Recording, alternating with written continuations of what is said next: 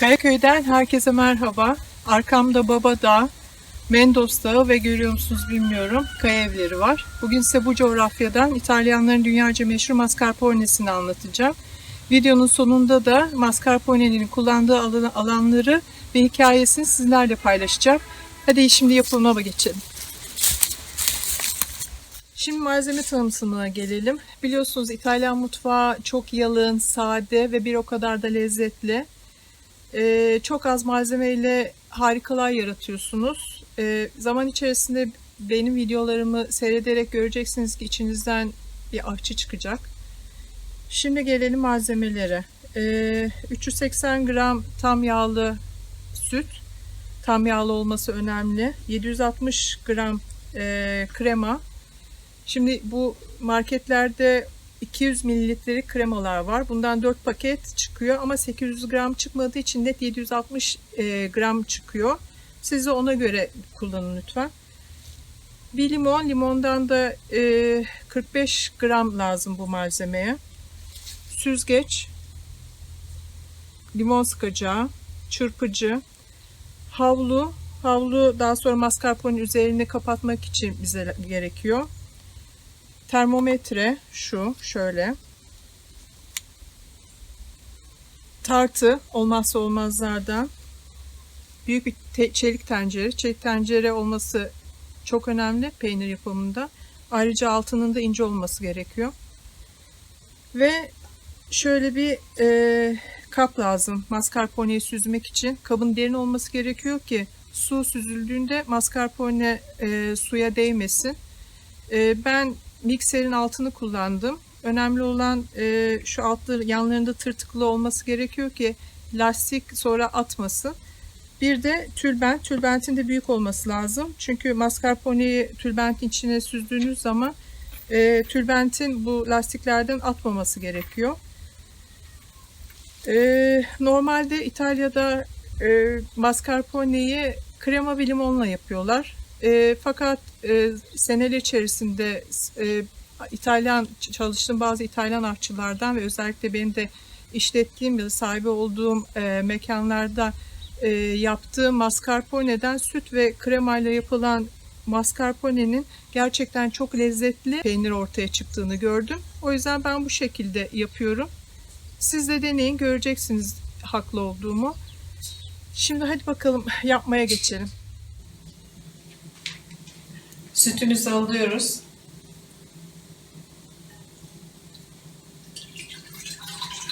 Döküyoruz tencereye. Sonra kremamızı alıyoruz. Kremayı da döküyoruz.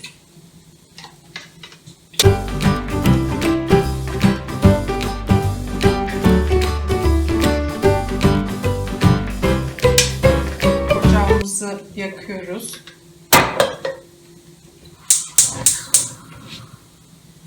Yüksek ateş olması lazım. 85 dereceye gelinceye kadar karıştırıyoruz.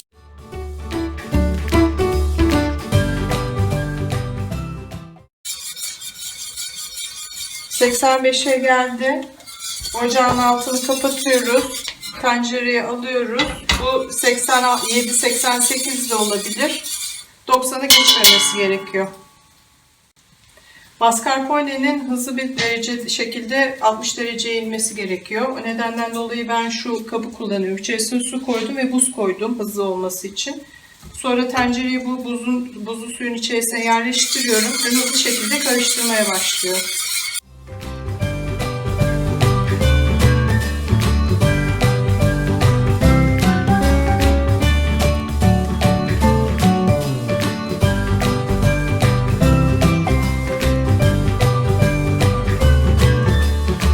Dereceye getirdiğimiz mascarpone'imizi ocağın üzerine koyuyoruz.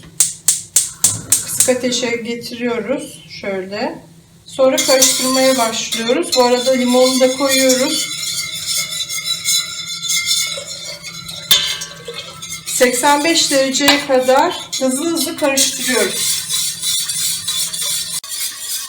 Şimdi sıcaklık 81 dereceye geldi. Artık iyice hızlandırın.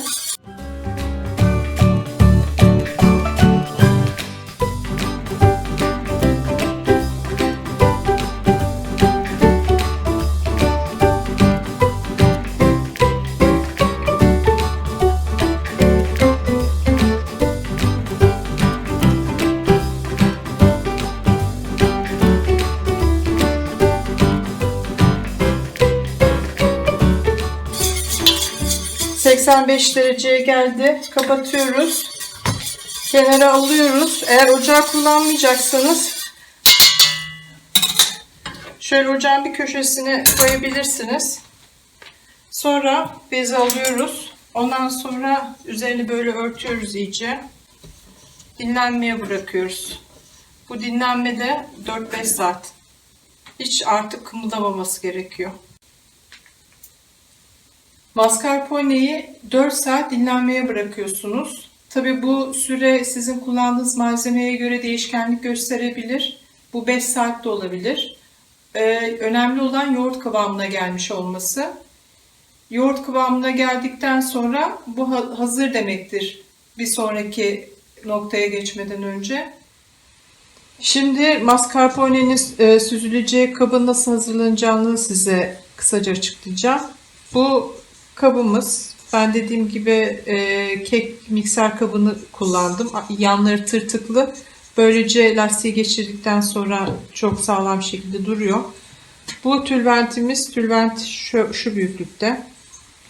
Geniş olması lazım ki yani mascarpone'yi koyduğunuz zaman ağırlıktan dolayı içine doğru gidiyor. Ve çift kat olması şart. Şöyle koyuyoruz. Sonra birinci lastiğimizi geçiriyoruz. Şu şekilde.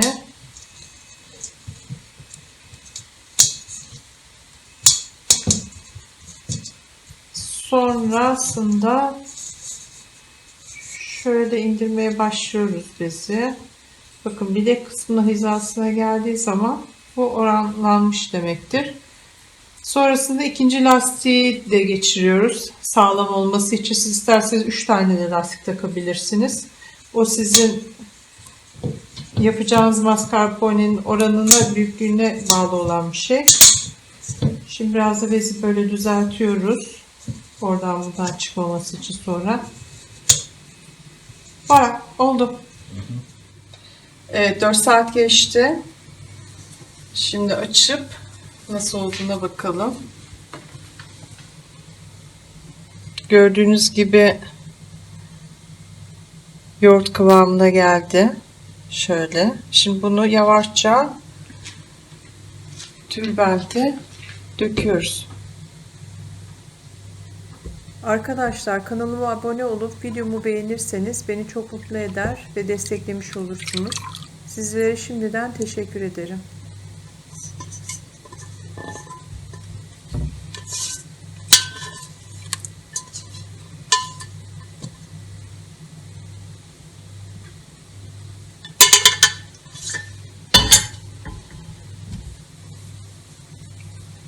Şimdi de bu şekilde kapatıyoruz. İlk önce bir taraf, sonra diğer taraf, şöyle. Sonra bunu buzdolabına koyup bir 5-6 saat bekletiyoruz. Mascarpone'mizi 6 saat sonra buzdolabından aldık.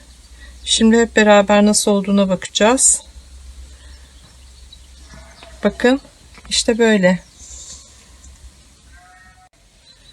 Mascarpone'mizi sıcak suyla sterilize edilmiş kavanoza koyuyoruz.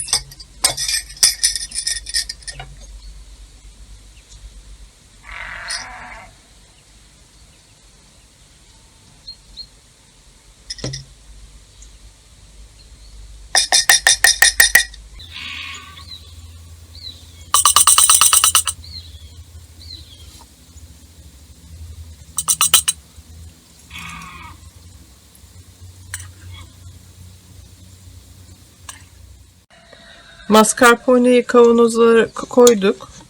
Şimdi size dibinde kalan suyu göstereyim. Şöyle alıyoruz.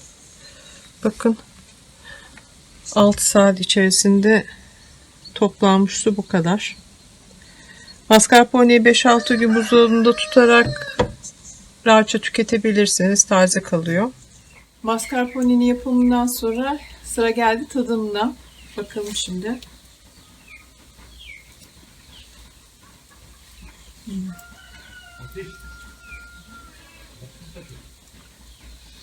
Çok güzel, kremamsı, çok lezzetli olmuş.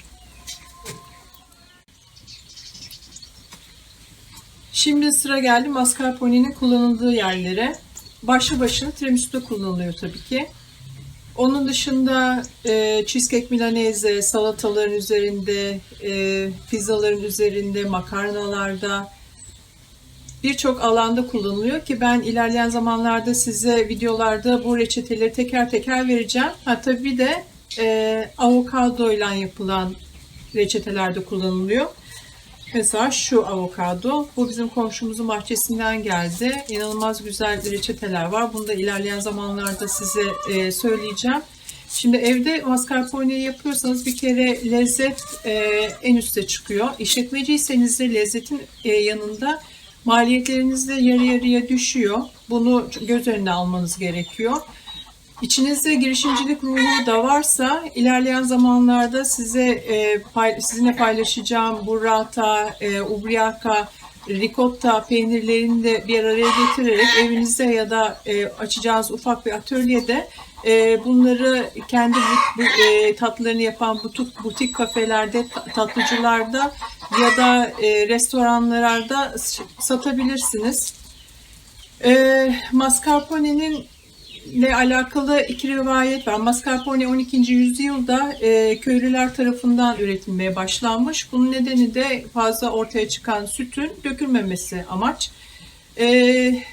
Bir İspanyol bunun tadına bakıyor. Masque buono, più che buono İtalyancası, yani iyiden de öte diyor ve bu şekilde kalıyor. İkinci rivayet ise Lombardiya bölgesi, yani Milano, Brescia şehirlerin bulunduğu bölgede bölgenin diyalektiğinde mascarpa, yani ricotta anlamına geliyor. Zaten mascarpone de bu Lombardiya bölgesinde üretiliyor. Napolyon da ileriki zamanlarda bu mascarpone'nin hastası haline geliyor.